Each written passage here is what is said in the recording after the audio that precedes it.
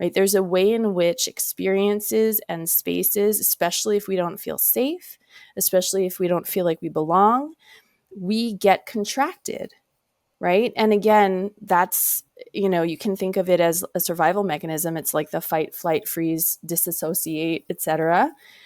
All of that, all of those ways of responding to lack of safety, to lack of belonging, to lack of dignity, contract us. You cannot feel when you're in those states. You cannot. Welcome back to Impostrix Podcast. My name is Whitney Knox-Lee, and I'm your host.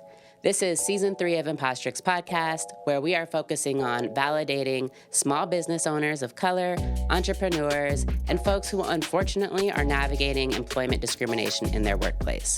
Impostrix Podcast always puts folks of color first. So all of our guests are people of color who are sharing about their personal experience or their learned experience. So buckle up, let's go. Welcome back to Impostrix Podcast. I'm your host, Whitney Knox-Lee. I am here today with Jen Fontán, and I am looking forward to this conversation. As always, I look forward to every conversation that I have. But Jen and I actually go back, I don't know, maybe just 6 months or so. It feels like longer.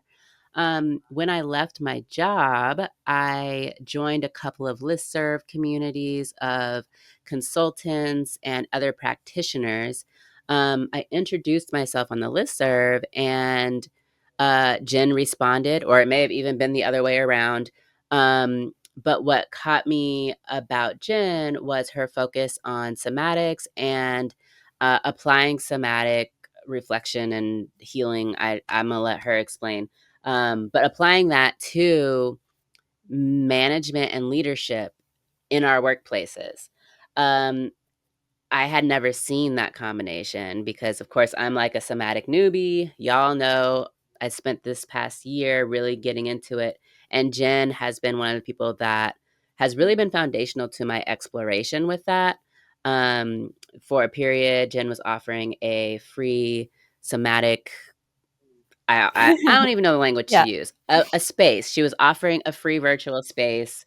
If you are on my listserv, you may remember, because I shared that information when it was happening. I had the opportunity of attending a couple of those spaces. My first time doing anything like that. It has not been my last. In fact, Jen, since you and I met, I have met several people who regularly incorporate that type of practice into their work. And it's actually something that I now incorporate in my consulting work. So, all that to say, I am looking forward to this conversation because I've had a lot of questions that I've just wanted to put off until we had an opportunity to record. So, Jen, please introduce yourself. Thank you so much. And it's awesome to hear the exploration you've been in. I'm happy to be here. So, my name is Jen Chau Fontán. I founded JCF Coaching, where I am in my own coaching practice now since 2018. I bring a lot of identities, I would say, in thinking about somatics, thinking about my coaching of folks. The identities that come up the most or that resonate the most with clients are probably my identification as a cis woman who is also a woman of color. I am mixed race. So there's a lot of, experience with how do you blend cultures? How do you work across different cultures? That comes up obviously a lot in the workplace as people are trying to navigate race equity, etc. I'm a mom. Being a coach is a huge part of my identity now. And I am older than 45. And that feels like it's very present. Yes. Really? The bus stop this morning, I was talking to the other No moms way. about perimenopause and all the changes that come with that. So, yes, Whitney. Got to get that good sleep. That's awful. Fun fact, my mom recently told me I had some medical issues, and was doing a little exploration into our family history of women's health. And essentially, I'm gonna Mm, get early menopause, and I'm not happy. I'm not happy. So I'm 36, and 38, 39 wow. is about the time Yeah. that it starts in my family. Well, So get that support around you. I have, I mean, this is the kind of stuff that doesn't get talked about. I know this is not this podcast, but these are some of the topics, right, that don't get talked about enough. So you really have to get out there, get resources, learn what's happening with your body, and yeah, get some good women friends around you, right? Because we're all kind of going through it together. yeah, absolutely. So, and for me, actually, this is a segue because it's the Yeah. getting to know my body that has been really transformative, in my personal, but also in my professional journey. And as someone that historically I've just been very like logic minded, um, very detached and Mm, dissociated from my body.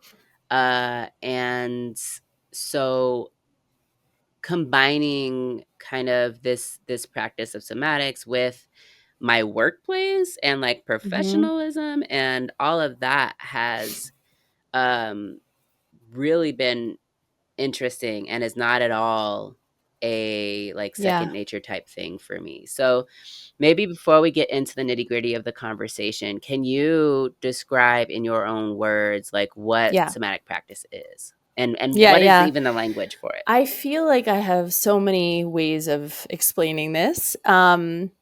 Somatic coaching is a process of transformation. So when a person comes to me, usually there's this process of first understanding what patterns do you find yourself in, right? Like what are your cycles? What are your, survival mechanisms, right? All of these experiences that we've had in life have shaped us to be who we are, how we're showing up today, right? The issue that comes up is okay, when I am under pressure, I do things that don't always work out, right? And somatics wants to know how to bring more aliveness to your body, how to support you to be more in the flow of your life, wants to know what are you yearning for, right? How often do each of us walk around with the Mhm. thought of like, I wish I could just dot, dot, dot, right? And we all have the end to that sentence, the thing that we want to do, or multiple things that we want to do, but feel like we can't. Something is getting in the way. And that's what we want to understand is what is getting in the way. And usually it's that pressure piece, right? Because when we're going for something that we want, there's probably going to be pressure, especially if we really want it. We haven't been able to get it yet, right? And so under pressure, we tend to, yeah, do things that may have worked a long time ago, but don't work today. And when I say worked a long time ago, it's sort of like the survival mechanisms that we develop as kids, right? And so you imagine like what were you capable of back when you were 6 years old, 7 years old, right? You have more capacity in you now as an adult. You have more choice. You have more ability to move in ways that you couldn't when you were a kid, right? So it's really looking at those, kind of untangling them and understanding them. And through that awareness, you start to build choice. And there's a good amount of practice within somatics that helps to calm the nervous system. So we build skill around that because you're probably not going to make a new choice when your nervous system is haywire. But you can if you sort of get centered and really understand what's important to you. And that's what allows you to make a new choice. So somatics is really about um, shape shifting and embodying something new. And all that it takes is repetition, right? All those things that we are, that we say, oh, this is just how I am, are just things that you've practiced millions of times over. So the promise is, if you practice the new thing a million times over, if you're trying to be more joyful, more confident, more at ease, if you practice those ways 300 times, it becomes a habit, 3,000 times becomes embodiment.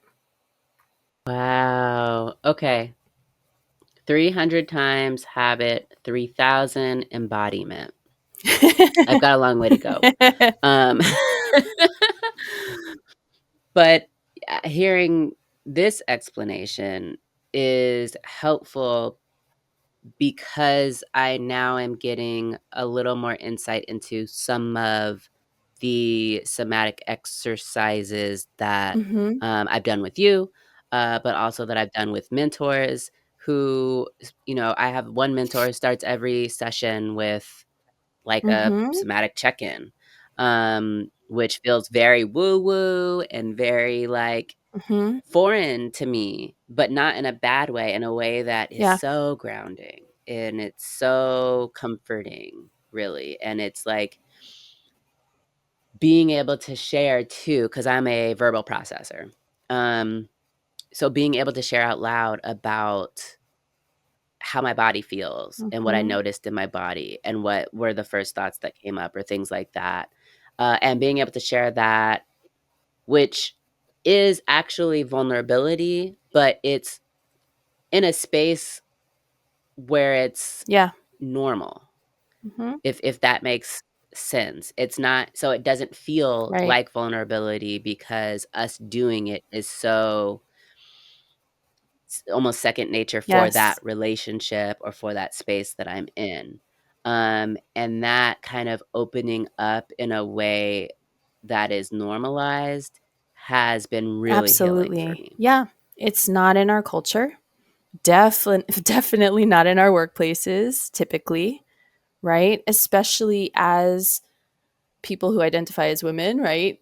Like, don't show emotion, especially if it's crying or, right? Anything that makes other people uncomfortable, put it away, right?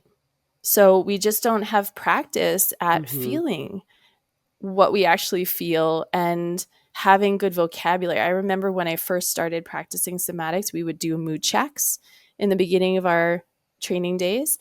And a classmate of mine, I remember, they said, oh, I feel streaming in my body. I'm like, what is that? Streaming? Like, what are you talking about?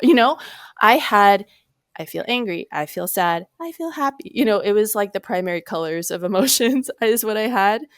And it really took time. And honestly, this is, I think, the beauty of practicing with others too, is you start to hear, what are you feeling? Oh, that opens me up to now be curious about, what does streaming feel like? I know what that feels like anyway in my body. I know what it feels like now.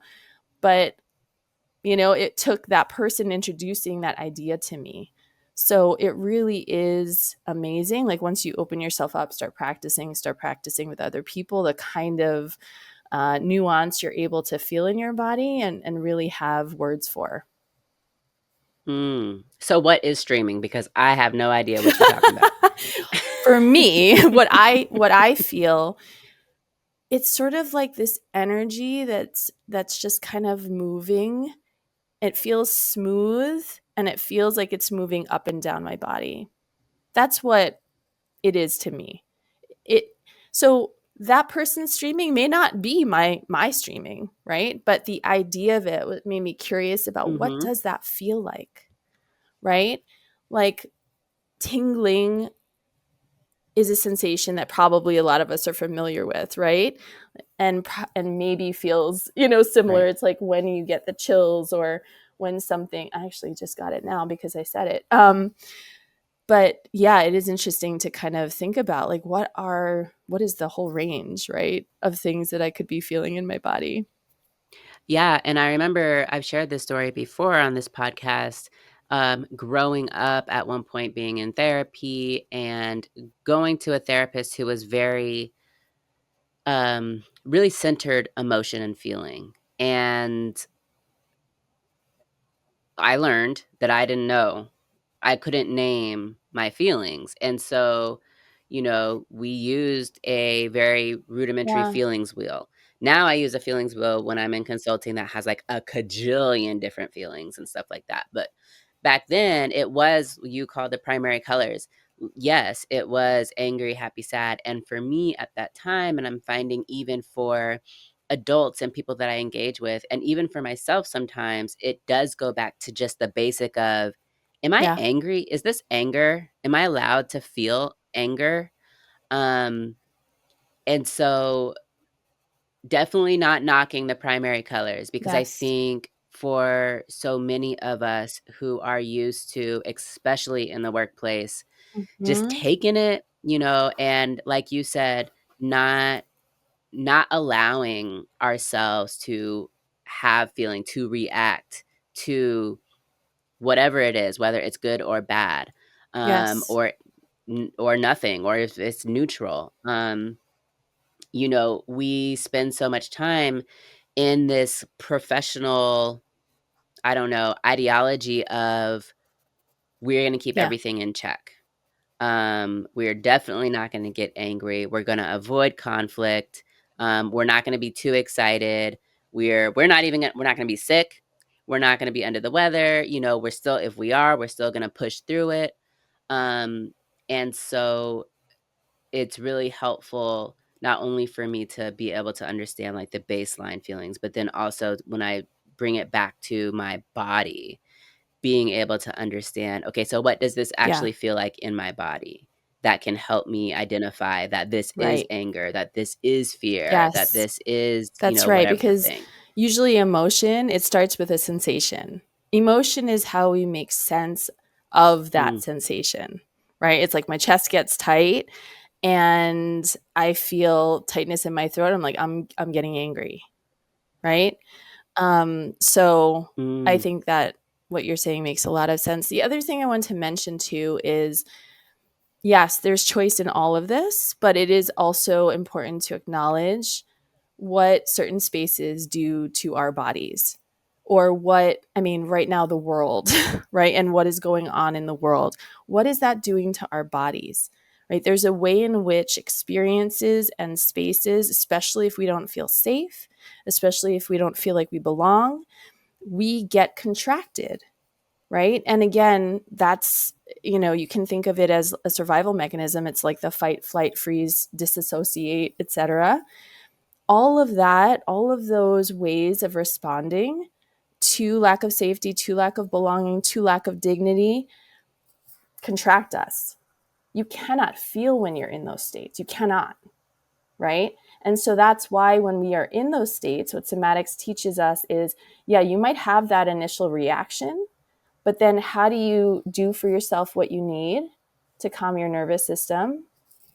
Remind yourself that you are safe. And look, there are cases where you're not, right? And you have to flee, you have to get out, right?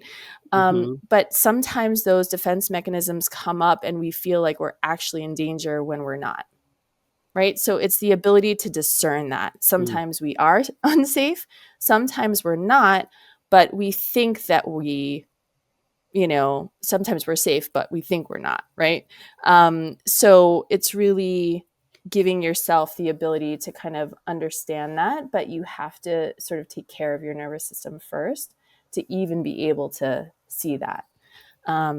So I think that's an important thing to mm. acknowledge is just like the events that are happening in our world very often are making us small and contracted. And there's quite a lot we have to do, right, to remind ourselves to kind of come back to ourselves because it's a lot. It's a lot to sort of hold right now.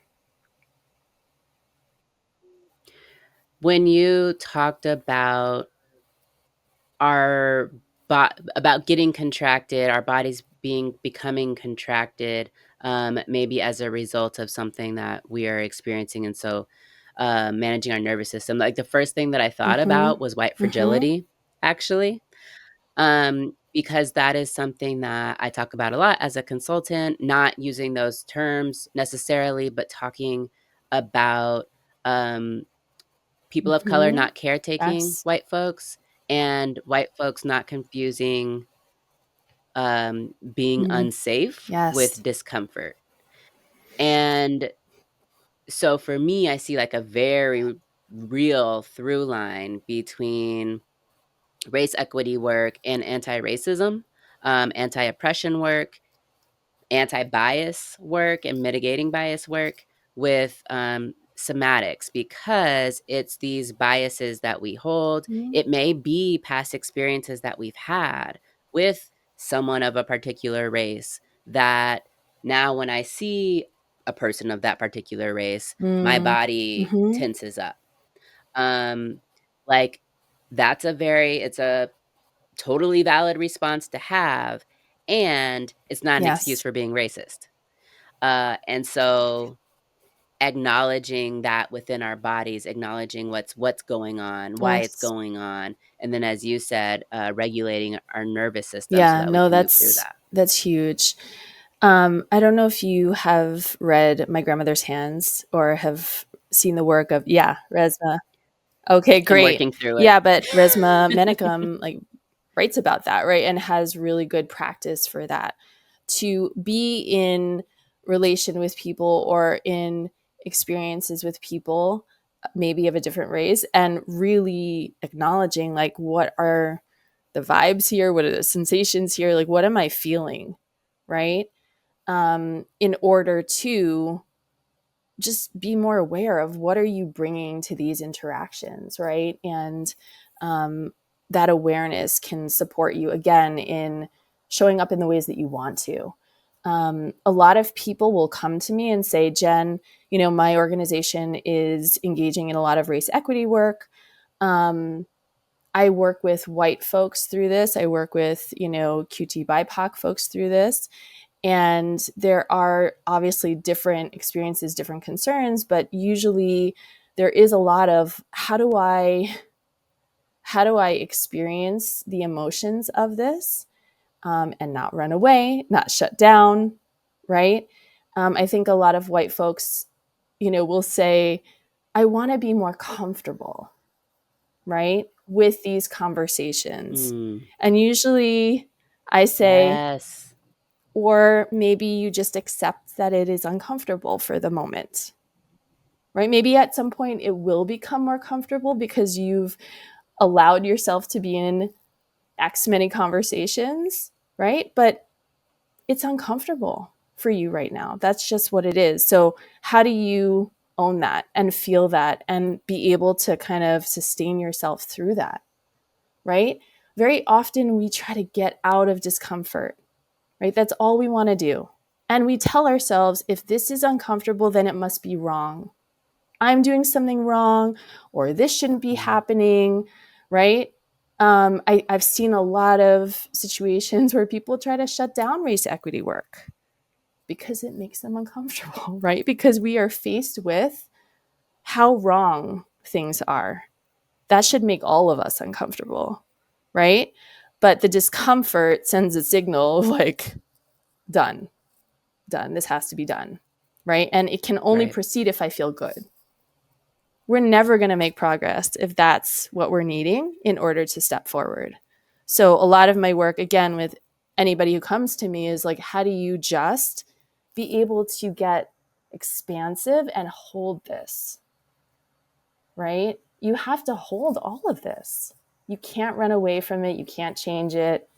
Just because you want it to feel better doesn't mean it's going to. You have to move through it. Right. Yeah. As you're talking, I'm just so glad that we are having this conversation, because I just see this as such a tool more and more now through this conversation. Um, and it's giving me more language Mhm. for moving forward. Somatics is a practice, right? We call all of our practices practices because you have to practice them, right? And I feel the same about anything related to race equity work, right? We know that for too long, organizations or people were like, what's the one training I can take? What's the one thing I can do in the year that makes me Mhm. feel good about myself? No, it's a practice, right? How are you reflecting on your own experiences? How are you taking in learnings from other people? How are you engaging in conversations? This is not one and done. This is not 10 and done. This is lifelong. So I think that's the other connection, is that both of these are meant to be practices. If we really want to sort of like get good, embody, if we want to embody anti-racism, right? You can apply this somatics piece to it, right? If you want to embody anti-racism, you have to practice a lot. Yeah. I want to transition into talking about managers and leaders. So, for many of the episodes on this podcast, our focus is really on people who are not in management or who are maybe middle management or lower management levels. Um, but I wanted to talk with you about management because I know that in your practice, you specifically work with leaders and people in management. I also want to continue to name the ongoing attack that Black women in leadership are experiencing at their workplaces, and in ways that people of color are absolutely complicit to and perpetuate that harm, and in ways that they don't. Certainly, not everybody is out to get people, but I've noticed in myself uh, white supremacy that's so deeply ingrained that it's coming out when I interact with a Black leader. So my question is around for leaders of color who identify that they are looking for a somatics coach. What are the things that they're Mm-hmm. coming to you with? What are their goals and outcomes that they might be looking Yeah, for when they that's a come great to you? question. I will say imposter syndrome is really big amongst folks of color in Mm. leadership. And I definitely want to come back to that, especially because of your podcast. A lot of, I mean, this is connected, but a lot of self doubt. Um, Sometimes there is, how do I navigate issues around race, right? Or how do I navigate the culture here, right? There's a dissonance between the culture and my authentic self. How do I, you know, come to terms with that? Um, I would say those are the key things. I mean, sometimes this goes for everybody. There's like, I am overwhelmed, I am overworked, I am not in balance, right? How do I Mhm. find that for myself? But like I said, I feel like that's everybody across the board. But sometimes Mhm. these things feel almost more heightened with leaders of color because typically I'm not seeing that leaders of color, and I experience this in my own career, typically there aren't the same support structures, or it doesn't feel like you can name, hey, I'm Mm. struggling here and get support, right? We talk about that feeling of you always have to be doing 200% to be okay, right? So that's why it feels heightened, because there's like an aloneness to it that perhaps a white leader may not feel and be fine with saying, no, this isn't working for me. So, so that piece of self Yeah. advocacy too. I Oh, think sorry. I think oh, there's a little delay. So that piece of self advocacy too. Mm-hmm. yeah. Thank you. It makes sense to me because I know the times where I feel the most shame or guilt around my past actions have been around how I hold Black leaders accountable. And specifically around feeling like someone isn't Mm, doing enough and being willing to tell them that. And whereas I may also tell a white leader that same thing, it's what I did not recognize was the lack of community network support that leaders of color experience compared to white leaders who, the world is run by white leaders, so there's plenty of them to network. And I know that there are professional organizations and all of that stuff, but the fact remains that a lot of people of color, particularly Black women who are in leadership, are isolated. They may be the only in Yes. their organization. They may be the only in the executive team of the organization. And so I'm curious as to how your work with them helps them Yeah. navigate some of these things. So another way that I think about somatics is that it really winds up supporting you to feel whole, right? And Mm, more trusting of yourself. If you're in a process of really listening to what is here, it's not just listening though, it's also acting in accordance with, you start to feel really grounded and anchored in yourself, right? There's a way in which, I mean, when you have imposter syndrome, when you have perfectionism, when you have, people pleasing tendencies, this is very outward focused. How am I doing, everyone? Tell me how I mm, am, right? I am looking for value outside of myself. I'm looking for worthiness outside of myself, right?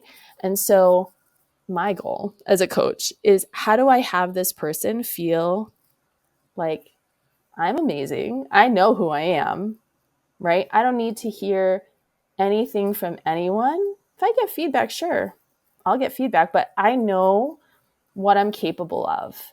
And I know that what I don't know, I will figure out, right? It's that kind of self trust that I think is so huge, that can come from somatics, that really supports this, this leader who does feel isolated, this leader of color who doesn't necessarily feel like they have a lot of support, guidance. I mean, how many of us are thrown into terrible situations, by the way? Like, come fix this, and oh yes, it's right, time for a right, leader of color. Right, but things are broken all over the right. place, and we're told, like, we believe in you, you know um I'm starting to see some shift. Like, I am hearing more and more from organizations, like, we are putting this person into this role knowing full well how messy it is, so they get a coach. We want to invest in them. So I'm hearing that more and more, but it's still Great. not everyone, right, getting that kind of support. Yeah. So I really see somatics as, how am I building this kind of self trust, that safety, dignity, belonging that I mentioned before. Usually our safety mechanism or Mm-hmm. survival mechanisms are coming up to protect those things. And it's really about, how do you build those in yourself, right? That safety, dignity, belonging in and of yourself. I'm glad that you mentioned imposter syndrome, of course. Folks who listen to the show regularly know that my thoughts on imposter syndrome are that, we're experiencing imposter feelings as Mm-hmm. a result of white supremacy, particularly for folks of color, but also for white folks. And that the actual the self-doubt and all of that, as you mentioned, um, Mm-hmm. is external facing. And so I think that the trick of dealing with imposter syndrome is dealing with, what's why? Why are we so concerned about Yes. this external facing stuff? Are we not actually prepared to do our job? Okay, if so, that's not anything other than just not being Exactly. prepared. So Yeah. let's prepare ourselves. Um, but if we're prepared, but we feel like we're not prepared, Mm-hmm. what else is going on? So can you share with us, and you shared a little bit, but around somatics and having these imposter experiences, how can we use somatics to help bring Yeah. us back to reality from the Yeah. feeling of being an So imposter? I agree with you. I also think many of us have felt like an imposter, because when you're the only one, it kind of does feel like, how'd you get here? Why are you here? Right. And Right. other Yeah. folks have norms and ways of being that maybe don't feel natural to you, right?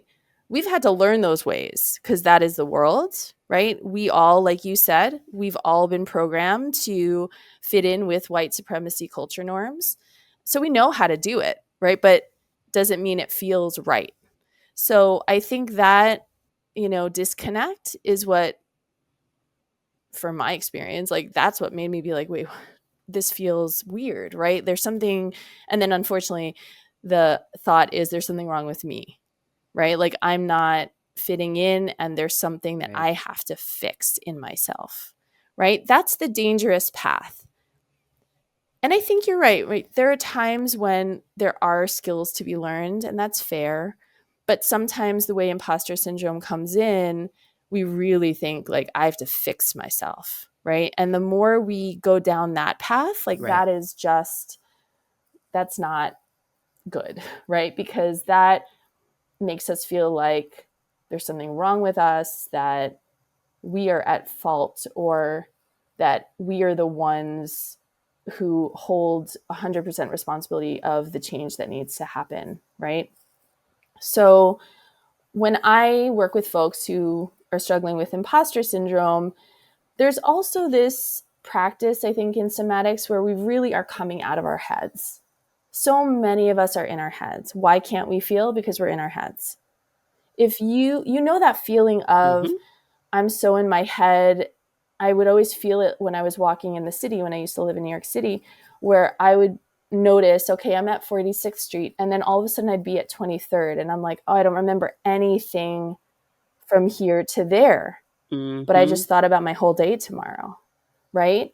You're not aware. Yeah. I know everything Right. that's But I happening have tomorrow. no idea what I saw. I'm not hearing the sounds around me. I'm not present. Right. So usually we're self-reliant on the intellect in this culture, right? There's a lot of value around your thoughts, your strategies, your ideas. And again, like we said before, not so much value on how are you feeling, right? Your ability to be present. Right. And so a lot of the practice of coming into the body supports coming out of the head, right? When we are feeling imposter syndrome and then we think there's something wrong with us, what are we going to do? We're going to try to figure out what we have to do. And there's a lot of anxiety that sort of keeps you here. It's kind of a losing battle, I would say, right? Because the more you're in your head, I think about literally being balanced in your body. How are you balanced when all the weight is up here? Right? Before I started practicing somatics, when I started practicing, I should say, I noticed that I could feel my legs almost for the first time. Like I wasn't feeling the lower part of my body at all. Maybe if I would stub a toe or something like that, I would notice. Right? But I was so up here. And the process of really feeling the full body and practicing getting grounded in the feet, in the legs, right? Again, all of this sort of like mindfulness of the body and getting present is calming to the nervous system. It does not support you going up there and being like, what should I do? Right? And so the practice alone, I think, helps a person to deal with that anxious part. And then, like I said before, there's a lot of trust building that happens with yourself. And we talk a lot about shaping in somatics as well. And so we talk about white supremacy culture and how these things shape us. We talk about capitalism and how that shows up.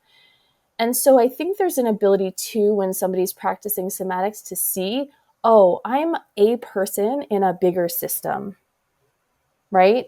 When you're struggling with imposter syndrome, again, you're like, this is me. There's something wrong with me. You're really in it and you don't understand. Wait, there's something bigger working here, right? This is happening to many of us. Yeah.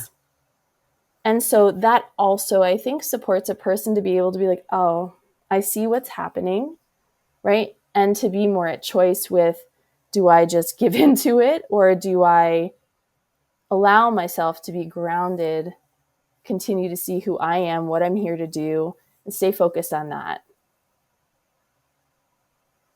Mm. So I am hoping that you would be willing to give us just a brief example of what a somatic practice reflection might look like. Yes. Are you willing to do I that? actually have one that's very brief, but I feel like it so connects to what we're Great. talking about with imposter syndrome. And I feel like it's easy enough that if someone's listening, they can follow along and do it also. Yeah? Okay. Perfect. Yes, I think that's great because I'm realizing as I'm thinking back on when I've talked about somatics on the podcast before, that for someone who has not actually Hmm. experienced doing an exercise or practice, it may be Yeah. difficult to conceptualize. And so I think you're the perfect person to show us what this might feel like on a very abbreviated Okay, that sounds great. And I scale. think you're right. People are like, what is this? So when I actually do consultations, we just do a session like I would, because it is really important for people to feel and understand what is somatic practice. So the mini practice I have for you um, is one where we're really going to understand what is the body's reaction to different approaches around change. Okay, and I'll show you what that means. So if you take one hand and put it in a fist, let's say that this fist represents imposter syndrome, right? And you're like, all right, I know, and I didn't say this before, I should say, again, a lot of these conditioned tendencies, these survival mechanisms have wisdom, have strength, right? What happens when you have imposter Mm. syndrome? You probably work your butt off, right? Which helps you in a lot of Hmm. ways, helps you to be successful and to get to where you are. But obviously, there are downsides, right? You probably make yourself sick in certain ways too, or overwork, right? So, if we want to change this, take the other hand, right? Imagine an approach. I think this is more of our tendency too, that is a little harsh, like stop it already, right? And you're trying to pry your fist open. Stop it. I need to stop thinking that I'm an imposter. I need to get over it. I need to just figure this Mm. out. What's happening with your fist when you do that? Right. It's Gets clenching. tighter. So that's the body's response to that kind of approach to change. Now shake it out. Fist again. Same imposter syndrome, but now with the other hand, apply a loving cradle underneath. Maybe you're saying, like, I get it. I get Mm. why this feels this way. But there's nothing wrong with you, and we will figure it out. What happens to the fist? Yeah, My fist is loosening. It's like resting almost. exactly. Right? So, this is the approach that somatics believes in. We do this with ourselves, Mm. right? We Hmm. say, I understand. I understand why you've been functioning like this, right? It was for your survival, but change is possible, right? And it's that kind of lightness and it's that kind of self-love that really is to be practiced. Again, for you to feel really Mm. whole, really grounded, and really capable. And, I noticed almost immediately that when you said make a fist, I didn't just make a fist, but I like Mm-hmm. clenched my fist. And that was my first, that's how I have a fist. And when I'm holding my fist, when I'm caressing my fist with my hand beneath it, is the first time that my body feels like, okay, this fist doesn't need to be Mm-hmm. clenched. And Yeah. that's amazing to me, just that because I'm thinking about, okay, when are times that I make fists, but I'm not in a protective mode. And the only time that I can think of is my children love to fist bump. So we fist bump and keep it moving. But my fist is not like it's Right. not tension. But any other time, my fist is tension. Yeah. I think that's such good awareness for you to just notice that and notice your association with fist, right? It also makes me think about when I think about all the conditioned tendencies that we have from our shaping from childhood, I actually think of them as little fists inside my body, right? Like how many little clenched fists do I have that are holding on to some idea, some way of being, something I think I need to survive, right? That somatics has been a practice of just like opening fist after fist after fist, right? And once we open, we can reach for something new, right? We can't really reach for the new thing if we're still holding on to how we have been doing things, right? So I think the fist in so many ways is a good representation, right, of how these things are living in us. Yeah. Wow. Thanks so much for walking us through that and for sharing with us what somatics is for you, what your practice is like, and how you can help, how somatics can help leaders of color and managers. Can you share with us where we can find out more information about Yes. JCF You can coaching? find me at my website, which is just my name, jenchaufontán.com. And there you can find links if you want to connect with me and talk more about somatics. And I will probably be doing something again, like Easy Mondays, like that practice community you talked about, coming up soon. And I will have all of that information on my website. Thank Awesome. you, Thank you Whitney, so for much, having Jen, for me. It was joining a us. pleasure. Hey friends, I hope you liked this conversation. I wanted to pop back on to share with you a couple of resources that we mentioned during this conversation, and that I want to make sure that you are aware of. So, first things first, we have talked about somatics explicitly on this podcast twice before, in season 2, episode 17 with Jaden Aubrin, and in season 1, episode 14 with Angela Tam. Those are both great conversations. If this is a topic that interests you, that you want to learn more about, I encourage you to listen to those 2 episodes to get a little bit more background and to get a different perspective because, as Jen mentioned, somatics is a practice and may look different to different people. Also, I want to uplift Prentice Hemphill and the Embodiment Institute. They are all about somatics and healing and racial justice. And so that's a great resource for folks. Resma Menakam's book, My Grandmother's Hands, was mentioned. That's also a book that helps you work through generational trauma through the use of somatics. And then finally, I want to shout out the organization that I work a lot with, Just Roots Consulting. We incorporate somatic reflection in all of our DEI and anti-racism trainings and workshops. So if you are interested in having us come and present to your organization, definitely reach out. You can find this information in the show notes as well. Alrighty, until next time, be validated. Thank you so much for listening to Impostrix Podcast.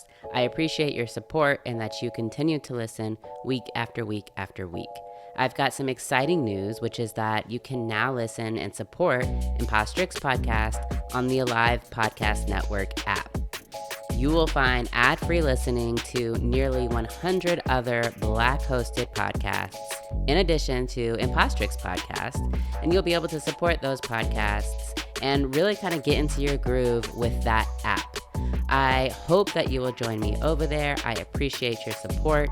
To connect with me, feel free to join me on Instagram at Impostrix Podcast. You can also join me on Facebook in our validating space. Just search for Impostrix Podcast. All right, until next time, be validated.